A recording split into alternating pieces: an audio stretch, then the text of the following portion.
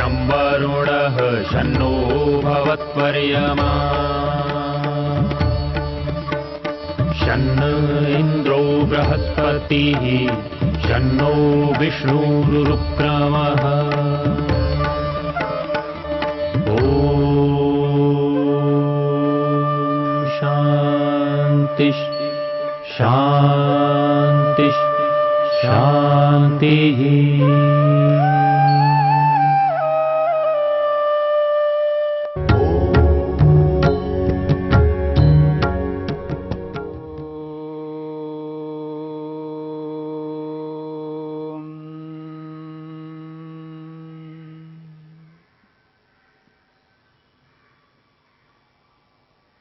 योग के विघ्नों की चर्चा हो रही है। योग के बाधक तत्व क्या क्या है? महर्षि पतंजलि ने समाधिपाद के 30वें सूत्र में 9 प्रकार के बाधक तत्वों की चर्चा की है। व्याधि, स्त्यान, संशय, प्रमाद, आलस्य, अविरति, भ्रांति दर्शन, अलब्ध भूमिकत्व और अनवस्थितत्व, ये 9 प्रकार के विघ्न हैं, अंतराय हैं, बाधक तत्व हैं। इन 9 में से हमने 2 प्रकार के विघ्नों की चर्चा की। पहला विघ्न है व्याधि और दूसरा है स्त्यान। व्याधि का अर्थ रोग है। रोग योग को रोकने वाला होता है। योग में रोग बाधक है। दूसरा विघ्न है स्त्यान। स्त्यान का अर्थ होता है जी चुराना। किसी भी कार्य से, काम से, वर्क, उससे व्यक्ति जी चुराता है, मन से जी चुराता है। मन से उस कार्य को न करने की इच्छा रखता है, काम से बचने की चेष्टा करता है। जो व्यक्ति कर्तव्य कर्मों को न करने की चेष्टा करता है, जी चुराता है, उसको कहते हैं स्त्यान। इसको महर्षि वेदव्यास ने अकर्मण्यता कहा, कर्म न करने की इच्छा। और यह भयंकर शत्रु है, अपने लक्ष्य को पूरा कभी होने नहीं देता।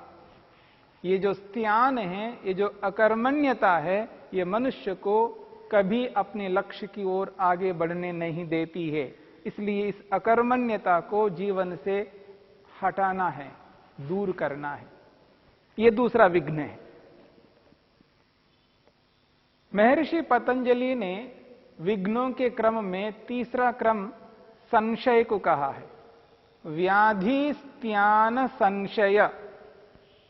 और संशय के बारे में आप सभी जानते हैं, लोक में प्रसिद्ध है, संशयात्मा विनश्यति। जो संशय रखता है, हर बात पर संशय करने लगता है, वह व्यक्ति कभी अपने लक्ष्य को पूरा नहीं कर सकता। संशयात्मा विनश्यति। जो बार बार संशय करता है, वह व्यक्ति कभी आगे बढ़ नहीं सकता। योग में 3 प्रमाण बताए हैं: प्रत्यक्ष प्रमाण, अनुमान प्रमाण और शब्द प्रमाण। जब व्यक्ति प्रमाणों को स्वीकार कर लेता है, उसके बाद में संशय नहीं करना होता है। मेरी बात को समझने का प्रयत्न करना है। संशय जो होता है, वो जब हमारे सामने प्रमाण नहीं हो, जब मानक प्रमाण स्टैंडर्ड व्यक्ति के सामने नहीं है, तब व्यक्ति को संशय होता है। और इसका यह अभिप्राय नहीं है कि संशय कभी नहीं होना चाहिए। संशय भी होना चाहिए, इसका ये भी अभिप्राय नहीं है हर जगह, हर स्थान पर, हर विषय में, प्रमाणित विषय में भी संशय करना यह हानिकारक है।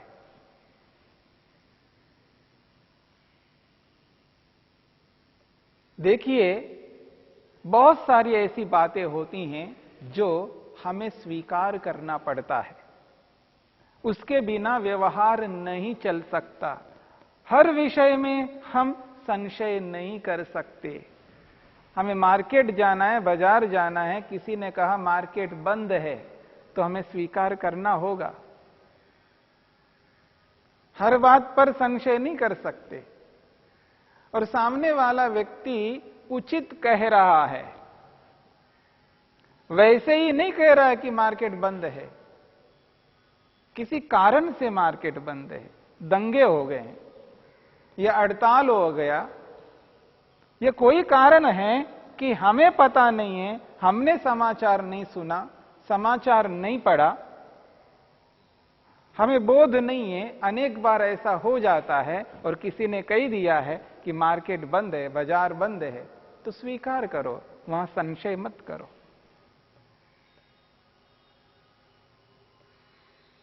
ये आपकी मां है, ये आपके पिता है, ये आपके भाई है, ये आपकी बहन है, हम स्वीकार करते हैं, वहां संशय थोड़ा करते हैं। अगर हर विषय में संशय करने लग जाएंगे तो जी नहीं पाएंगे, याद रखना। इसलिए हर जगह संशय नहीं होता है। जिसको आपने प्रमाण मान लिया है, फिर उस पर संशय नहीं कर सकते। विज्ञान को पढ़ने वाला विद्यार्थी जिस विज्ञान को पढ़ रहा है, पढ़ने से पहले वो संशय कर ले कि वास्तव में जिसको मैं पढ़ने जा रहा हूं वो उचित है या अनुचित है, किसी और प्रमाण से उसको उचित ठहरा दिया गया हो, उसके बाद में फिर उस पर संशय नहीं करे। यदि आइंस्टाइन के सिद्धांत को, न्यूटन के सिद्धांत को, और बहुत सारे वैज्ञानिक हुए हैं, उनके सिद्धांतों को हमने स्वीकार किया है और स्वीकार करके उस विज्ञान के आधार पर आगे बढ़ रहे हैं, फिर बात बात पर उस पर संशय मत करो। यदि संशय किया तो आगे बढ़ नहीं सकते। और यह भी याद रखना, हर विषय को हम प्रत्यक्ष नहीं कर सकते, प्रत्येक विषय को हम प्रत्यक्ष नहीं कर सकते, और जिसका प्रत्यक्ष नहीं करते उसको हमें स्वीकार करना होगा। हां, यदि कहीं पर वास्तव में हमें जानकारी नहीं है, ज्ञान नहीं है, तब वहां पर संशय करके उस संशय का निवारण करना होता है, वह भी प्रमाण पूर्वक। संशय करना भी प्रमाण पूर्वक, संशय का निवारण करना भी प्रमाण पूर्वक। यदि कोई कहता है कि ईश्वर नहीं है, दूसरा कहता है ईश्वर है, अब हमें पता नहीं है, हमने कभी इस पर विचार नहीं किया, हमें संशय हो रहा है, तो वास्तव में इस व्यक्ति की बात सही है या उस व्यक्ति की बात सही है? एक ही विषय में दो प्रकार की जानकारी जब होती है, उसको कहते हैं संशय। ये सही है या वह सही है, उचित क्या है? दो प्रकार का ज्ञान प्राप्त हो रहा है, विषय एक है ईश्वर, ईश्वर है या नहीं है नहीं, ये जो दो बातें हैं, इसी का नाम संशय है। वहां परीक्षा कर लीजिएगा। किसी के होने ना होने के पीछे कोई तो कारण होगा, उन कारणों को लाइएगा और परीक्षण करिएगा, समझ लीजिएगा। कोई भी वस्तु बिना बनाने वाले के नहीं बन सकती, कोई भी वस्तु बुद्धिमत्ता पूर्वक बनी हुई है, बिना बनाने वाले के वह वस्तु नहीं बन सकती है।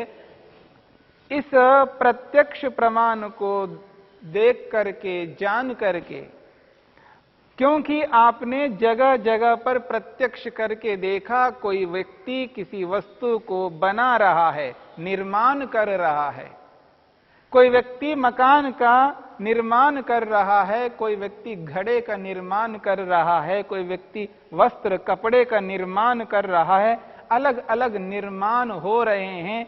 उन निर्माणों को हमने प्रत्यक्ष देखा है तो हमें ये पता लगता है कि कोई वस्तु बुद्धिमत्ता पूर्वक बन रही है तो उसको बनाने वाला कोई ना कोई होता है।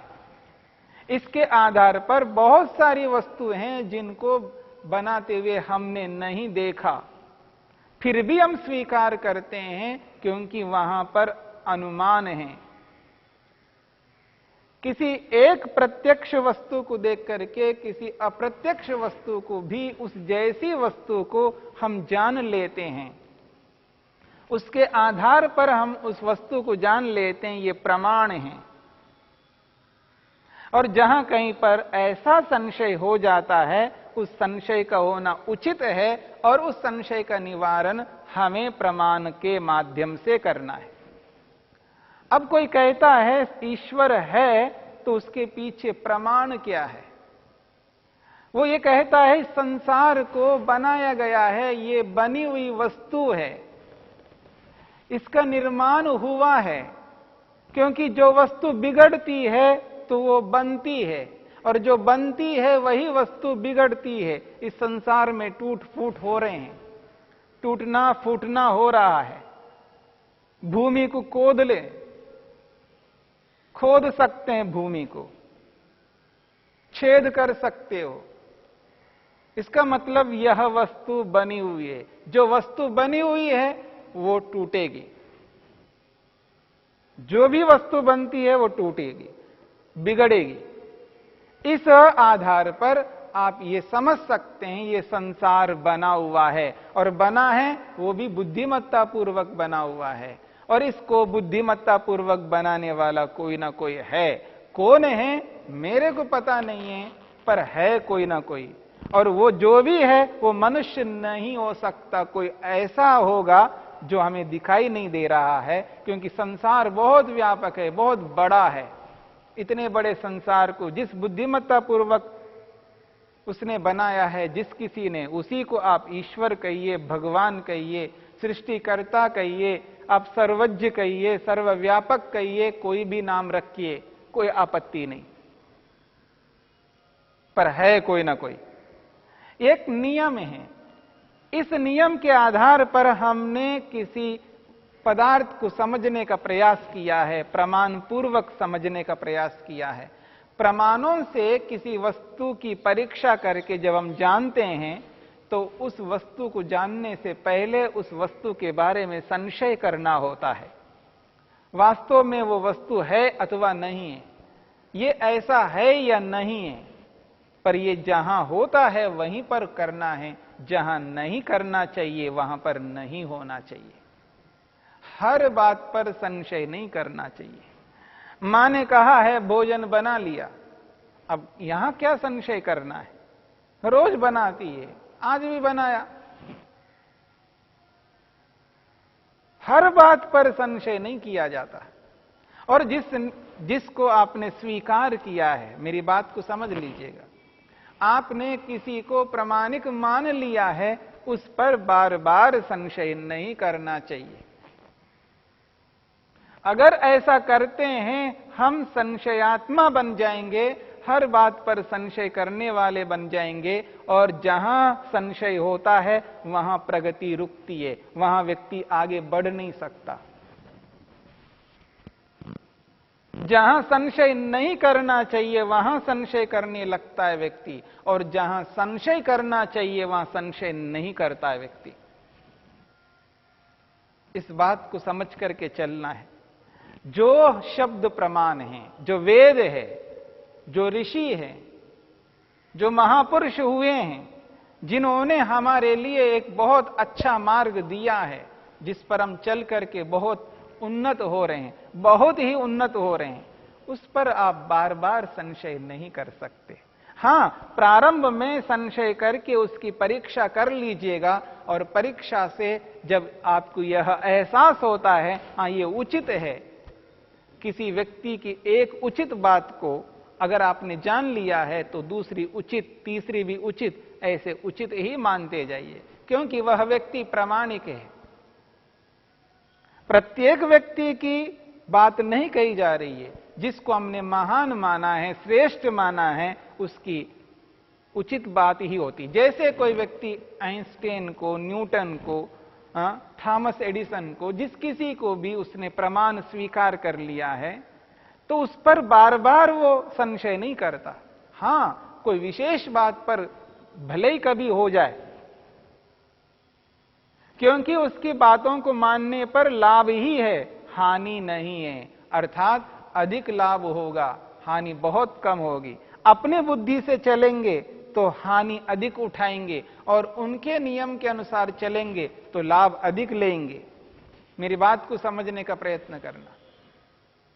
यदि किसी पर हमने संशय नहीं किया, क्योंकि उसे हमने प्रमाण स्वीकार किया, मानक स्वीकार किया, पहले परीक्षा करके उसको मानक स्वीकार किया, प्रमाण मान लिया है, उस पर यदि हम संशय न करके आगे बढ़ेंगे, हो सकता है 100 में से हम 95, 90, 85, 80% आगे बढ़ जाएं और 20% शायद न बढ़े, हो सकता है। परंतु उसको प्रमाण न मान करके अपनी बुद्धि से चलेंगे तो हम 90%, 95%, 85%, 80% नहीं चल पाएंगे, क्योंकि हमारे पास वैसी बुद्धि नहीं है।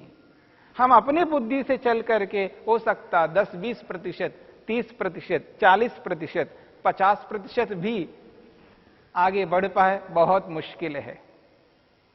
एक व्यक्ति अपनी बुद्धि से चल करके 50% आगे बढ़े और एक व्यक्ति किसी और को प्रमाण मान करके आगे बढ़े, तो उसको मानने पर वो 80-85% आगे बढ़ता हो, और खुद को प्रमाण मान करके चले तो 50% आगे बढ़ता हो, तो किसकी बात को मान करके चलना चाहिए? जिसमें अधिक लाभ हो। बुद्धिमत्ता उसी में है जिसमें सर्वाधिक लाभ हो और हानि कम से कम हो। उसमें बुद्धिमत्ता नहीं है जिसमें अधिक हानि हो रही है और लाभ कम हो रहा हो। इसलिए प्रमाण को मान करके फिर उसके बाद में संशय नहीं करना चाहिए। इसलिए कहा जा रहा है योगाभ्यासी व्यक्ति को, योग साधना करने वाले व्यक्ति को, परमेश्वर का दर्शन करने का लक्ष्य जिसने बनाया हो, उसको जब लक्ष्य बना करके जिन जिन को उसने प्रमाण माना है और उनको प्रमाण मान करके जब उसमें आगे बढ़ता है, उस स्थिति में व्यक्ति को संशय नहीं करना चाहिए। यदि वह व्यक्ति संशय करेगा तो आगे बढ़ नहीं सकता है।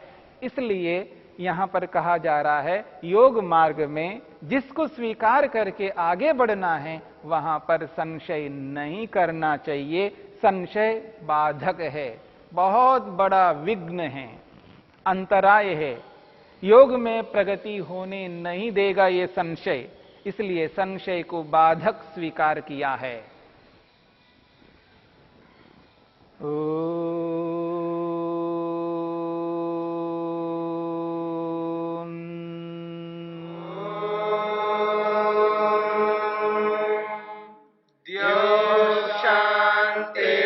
शांतिरंतरिक्षं शांति पृथिवी शांतिरापः शांतिरोषधयः शांतिः वनस्पतयः शांतिर्विश्वे देवा शांतिर्ब्रह्म शांति सर्वं शांति शांतिरेव शांति शांति